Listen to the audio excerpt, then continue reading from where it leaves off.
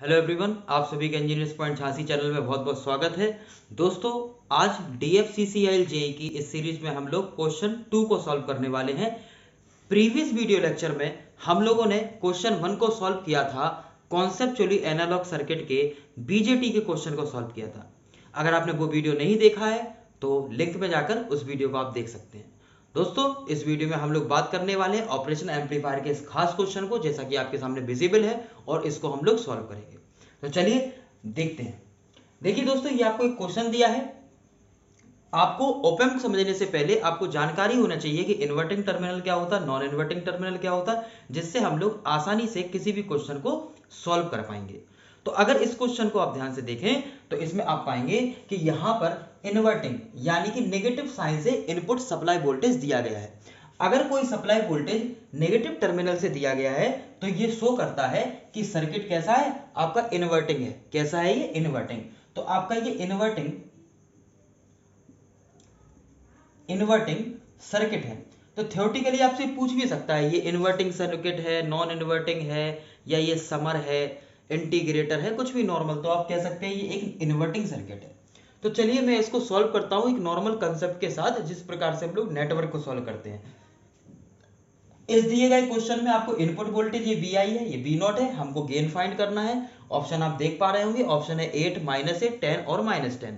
ये आपको 4 ऑप्शन दिए गए हैं। तो हम लोग किस तरीके से इस क्वेश्चन को सॉल्व करेंगे? हम लोग मान लेंगे कि इस पॉइंट पर जो वोल्टेज है वो V1 होगा और इस पॉइंट पर जो वोल्टेज है वो V2 होगा।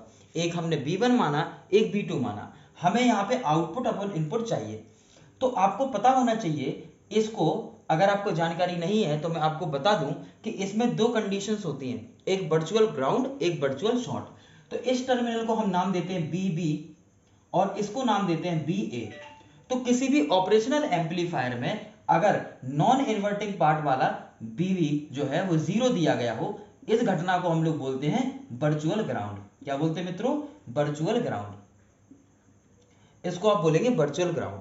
तो हमेशा BA जो होगा, हमेशा जो BA होगा वो आपके BB के इक्विवेलेंट होता है।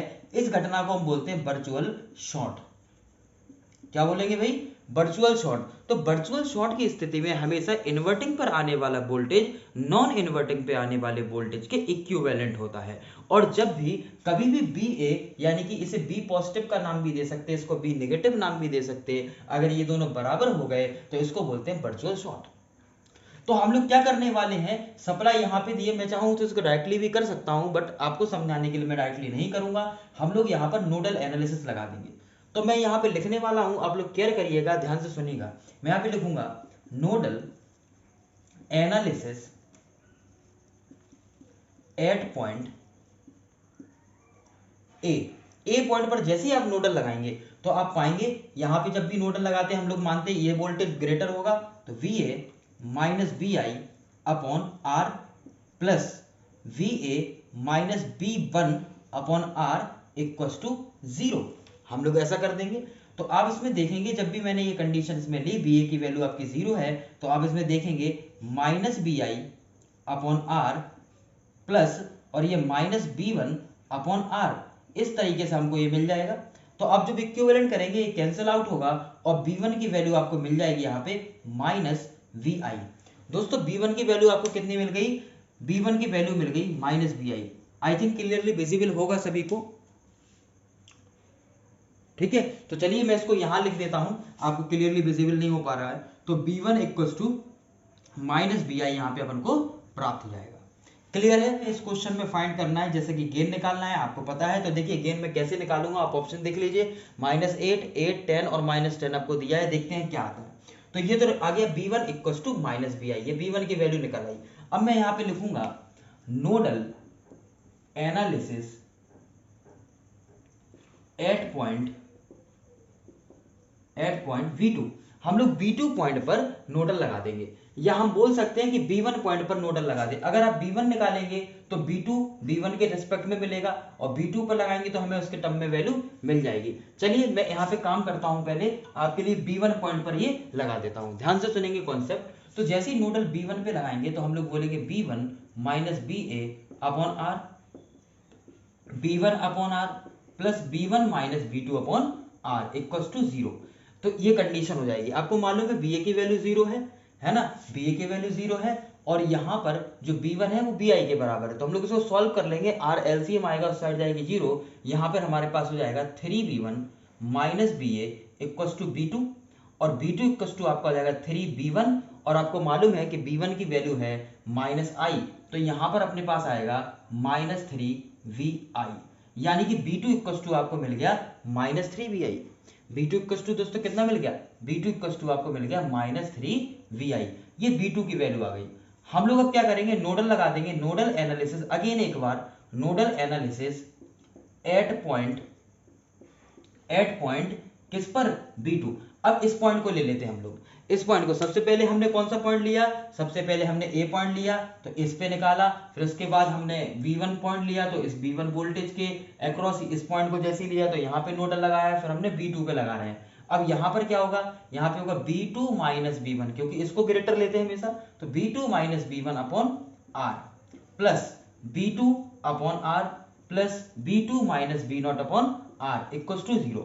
इसको भी हम ऐसे ही कैलकुलेट करेंगे जैसे हमने पीछे वाला किया, तो आप पाएंगे r LCM आएगा, r का साइड मल्टीप्लाई हो जाएगा, r का साइड मल्टीप्लाई, तो ये 0 हो जाएगा, तो आपको मिलेगा यहाँ पे 3b2 minus b1 equals to b0, क्योंकि ये r LCM आया, मल्टीप्लाई हुआ b2 b2 b2 3b2 और minus b1 equals to b0।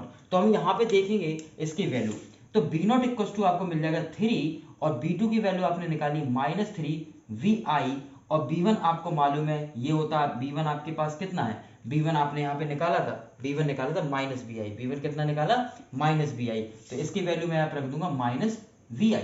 तो कॉन्सेप्ट तो आप इसमें देखेंगे v0 इक्वल्स टू -9vi और माइनस माइनस प्लस vi और आपको यहाँ पे मिल जाएगा -8vi, कितना मिलेगा दोस्तों -8vi, तो b0 इक्वल्स टू आ गया -8vi, b0 इक्वल्स टू आ गया -8vi।